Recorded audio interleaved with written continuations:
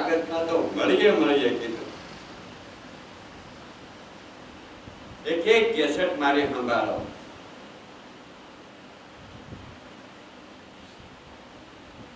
બોલે લાડ ઉતારીશું, પૈસા ધંધો કરો. બસ કે તમારો ધંધો કરે મારો વિડીયો નબળો પડે. કે મને ક્યાં મેં તને કહ્યું તું મારી કેસેટ ઉતારી. એ દુકાન કરી ધંધા હારો અને એમાં પૈસા પાછો પડી ગયો. દાદાએ મને પૈસા ન કીધે સત્સંગ આવે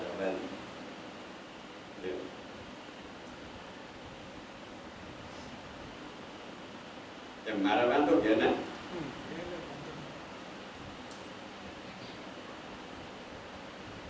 આ જીવને માયા જોઈ. અમે માયા છોડાવવા આવ્યા ત્યાંમાંથી છૂટ. હું માયા દેવા નથી. માયા આપણને હું દુઃખી કરે.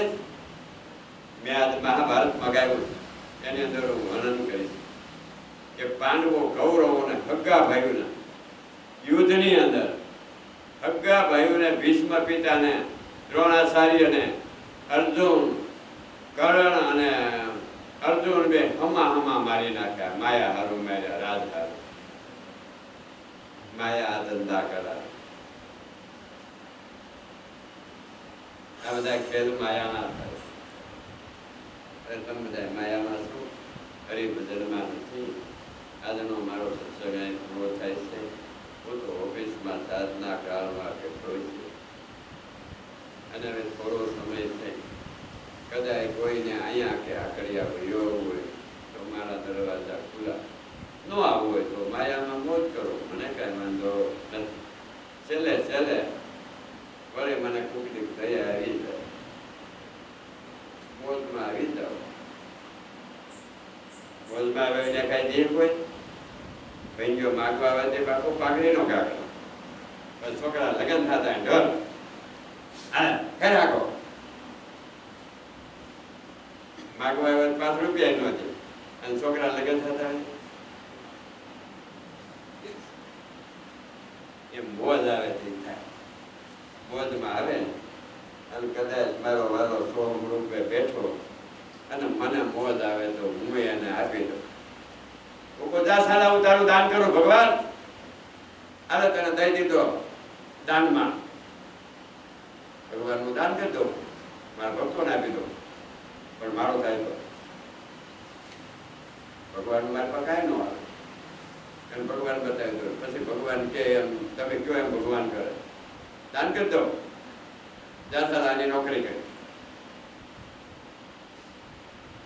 અને મારી આજ્ઞા ન વટી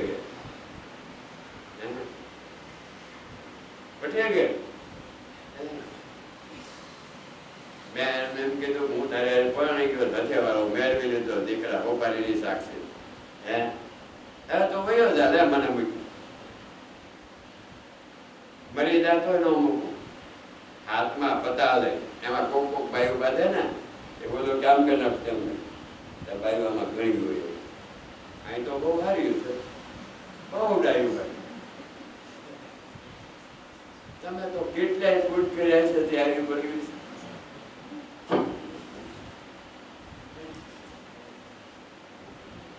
કેટલાય ફૂટ બહુ ફૂટ કર્યા હોય એને એવી પડે.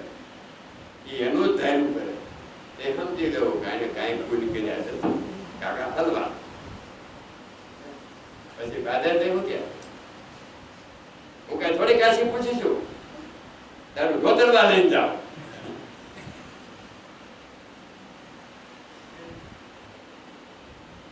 કેમ નહીં? આનું નામ માયા. હું જે વર્ણન કરું તે બધું માયા. એટલે મેં જે ભજન પાનું કર્યું છે બાયનું ભજન છે ને એ તો વેકરી વાણી છે, પરાવાણી નથી.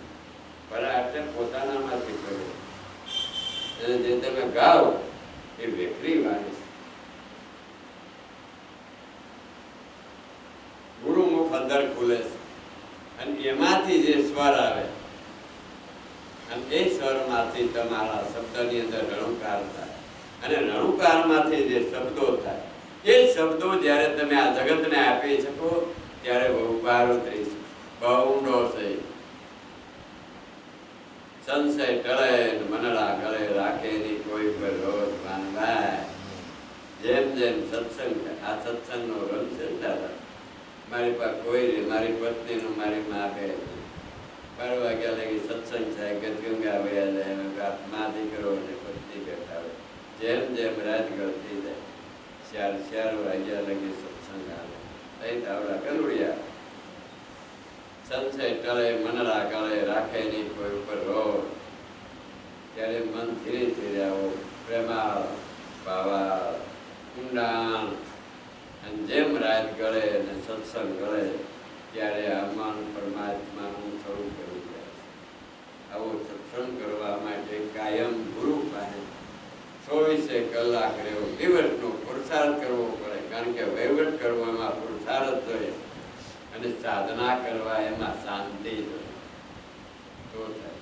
તમે આવી ઢોરની પડે સારવાર કીધા ખાંડી ફેરવ્યા, એમાં કઈ ભરવાડને બોકરું ન કરાવે. લગી તો નહીં. હા, અહીંયા આવો એટલે હારા. કેટલી વાર હાલો તમે ભગવાનનું ભજન સાંભળ્યું તો એટલી વાર તો આ જિંદગીમાં પાપ નો થયો. હે બીજા અવતારમાં એટલું જ ઓછું નડે. ઘેરે ગામ ગપા ઠોકર. હે વાતો કરતા જેવું કે જમાય એવું. હું તમને ક્યાં ખબર પડે? જો ખરા કઈ ખબર ના. આપણો કરશનીય હું કરતો હતો, તમને કઈ ખબર?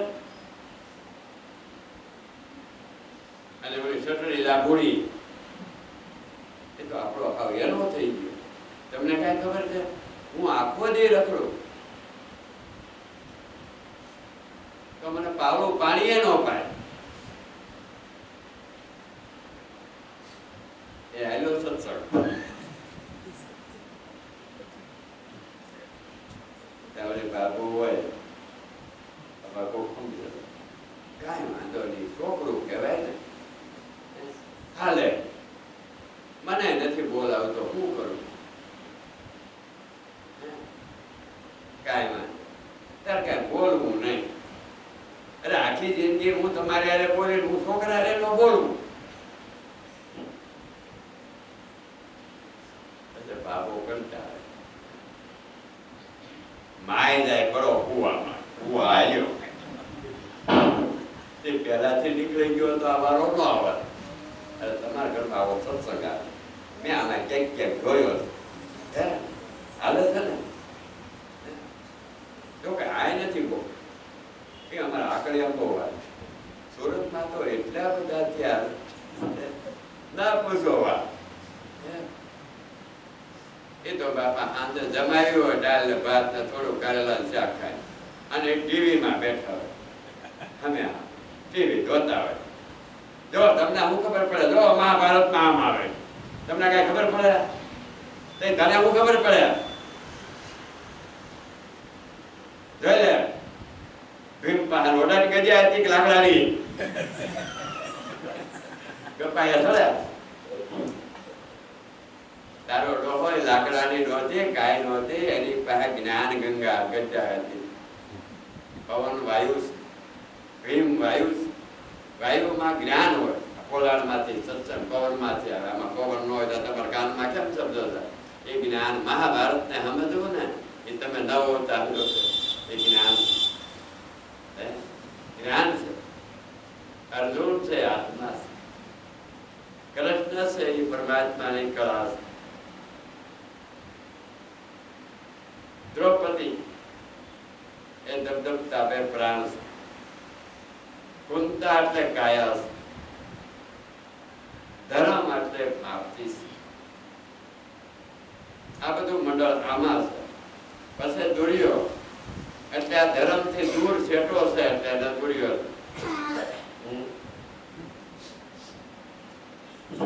મહાભારતમાં આમ લખાણું.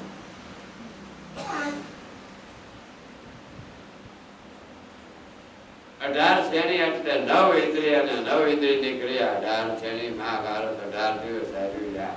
આમાં 18 દિવસ જ હાલે. આ ઇન્દ્રિય આખું જોવે ને પછી આખું બાળે લેવા હારું મતે. આ બેમાં 18 દી વીઆઈ ગયા, હવે બીજા 18 દી થાય, એમ કરતા 9 દુ 18 થાય, પાછા શરૂ થાય. બાળપણું જુવાની ડોસી આ બ્રહ્મા વિષ્ણુ ત્રણે બીજા વયા જાય. 18 દીનું યુદ્ધમાં બધા મરી જાય એટલે પ્રાણ મરી નીકળી જાય. આ મહાભારત તત્વજ્ઞાન છે એમાં. પણ જેવા તેવાનું ભાગ પોતે એમ નથી. અત્યારના ગુરુને કાંઈ ભાન નથી.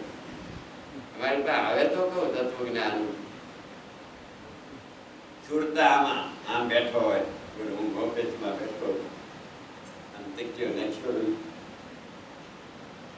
અત્યારે જાય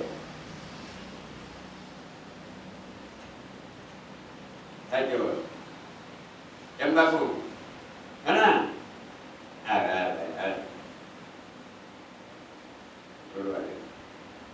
એના નામ મારા પ્રેમ બહુ એ આવી જાય કેટલું જોઈ મારા ખેલ કેવા તારા જોઈ લે એટલે મોજ આવે.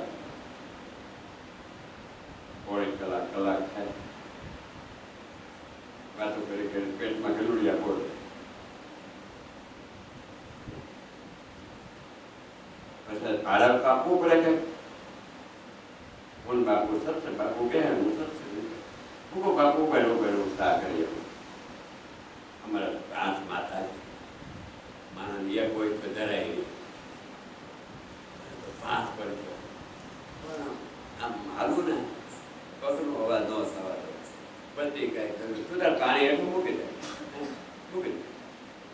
બસ કરી દે. હા બે ત્યારે માં કેમ નહીં કરતી, ત્યારે પપ્પો કેમ નહીં, હું કરું કરી દો બસ. ત્યારે મનમાં ઊંડી ઊંડી ચિંતા છે ને હમણાં કરી પણ મારા આશ્રમમાં આવતો રહી તને કરી દઉં છું ને એટલે કાંઈ ના થાય. પેલા રમેશ 18 લાખની ગાડી વિના તો ગાડી હારી કરી દીધી. બિચારા રોટલા કરી દે બહુ હોય તો દે ગાઈડો ગયો. બોલ્યા પૈસા જોતા કરોડમાં પૂછ્યો પૈસા કરી દીધા ગાઈડો ગયો. અરુણા પેટમાં તો